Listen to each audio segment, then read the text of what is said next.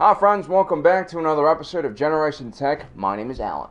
As a child, I really liked going into my room and taking all my action figures, my plastic army men, and my toy vehicles and lining them up in gigantic battles.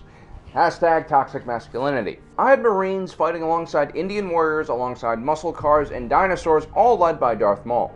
Sure, the composition of my army didn't really make sense, but what I did have was the finest selection of toys for my toy box. And when Star Wars started becoming the center of my attention, I also started doing the same thing. I never really liked just one faction, instead I picked my favorite units from each faction, which is exactly what we're going to do today. We're going to start a series that looks at the best of the best in all of Star Wars. Think about it as a Pro Bowl team or an All-Star team. We'll be starting off first with the best soldiers. Now, I've always considered the Clone Wars as the pinnacle of warfare in the canon Star Wars universe. If we're talking about non-canon, then the Old Republic would give it a good run for its money. The original trilogy and new trilogy features very lopsided combatants, mostly fighting in asymmetric combat. In the Clone Wars, we have two evenly matched factions engaged in conventional warfare, using units that are battle-tested and also designed specifically for that type of warfare. These two factions also had very different philosophies, which could be simplified to quality versus quantity. The Grand Army of the Republic with their perfected clone soldiers versus the Separatist droid armies, mass-produced clankers. Interestingly enough, as the war went on, both factions started to shift their philosophies closer to match the other faction. The GAR and Legends started cloning soldiers that required less training and development, while the Separatists started creating better and more expensive droids. But the one thing these two armies never realized was the best ground force is one made up of a mixture of organic and robotic soldiers. The backbone of any ground force is a rifle or blaster rifle squad, which is made up of a dozen or so units. For squad leader, I would assign the basic first generation clone trooper. These are 9-year-old human beings who are based off the genetic template of Jango Fett. Due to certain genetic modifications, these clones are highly motivated and obedient soldiers, but not as obedient as a droid and fully capable of adapting to changing combat situations, and much less predictable than your average droid NCO. A rifle squad is further broken down into 2, 3, or 4 fire teams. These are made up of ordinary riflemen. While clone troopers and the First Order stormtroopers are some of the best riflemen in the galaxy, they're quite expensive to maintain and also have all the limitations of being a human being. Instead, I would employ the BX series droid Commando from the Separatist Alliance as the standard rifleman. Much smarter and quicker than the average B1 and B2 droid, the BX series droid Commando is a fitting replacement for a human soldier. They have enough battlefield awareness and tactical programming to be able to function well in small units with minimal guidance from a clone trooper NCO. They're also more durable and stronger than your average clone, and because they're not human, it's much easier to send them on more dangerous assignments. At the platoon level, we'll find several rifle squads, including one weapon squad. This is where we'll have our heavier weapon. An important part of the weapon squad would be the droideka. With twin blasters and a potent shielding system, the droideka would be integral at providing light covering fire as well as drawing enemy fire in any type of battlefield movement. Droidekas could also be used to shield and even drag back wounded soldiers to safety.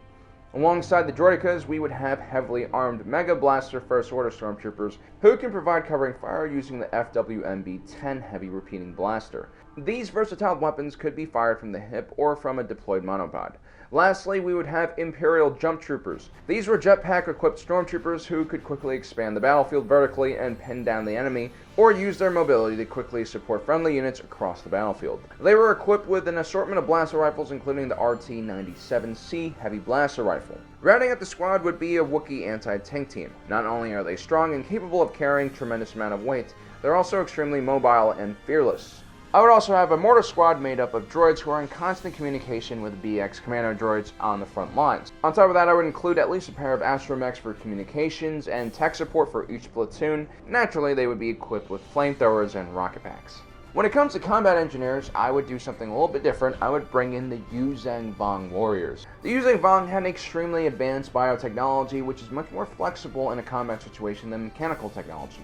These organic materials typically were lighter and stronger than most materials known in the Star Wars galaxy, and oftentimes were grown instead of manufactured, cutting down the size of their equipment that needed to be stored and shipped to the battlefront. The Yuzhang Vong combat engineers would do a great job at creating prefab bases and defenses, along with providing whatever infrastructure that the ground forces would need. And even though their ranged weapons are limited to sharp bugs that can be thrown, they are more than capable of defending themselves and have extremely tough armor. The only problem with using Vong is, though, that they will try to slaughter everyone around them, especially the droids. For snipers, I would deploy Trandoshans, known for their hunter-like society. These aliens train from birth to track and kill all sorts of animals and living beings. For spotting and reconnaissance, I would pair the Trandoshans with a Dark One Dark Eye probe droid. Smaller than the Imperial Viper droid, these stealth droids were not only hard to detect, but were also surprisingly heavily armed with blaster cannons, stun cannons, and grenade launchers, which could be very useful if the sniper team would want to break off contact with an enemy.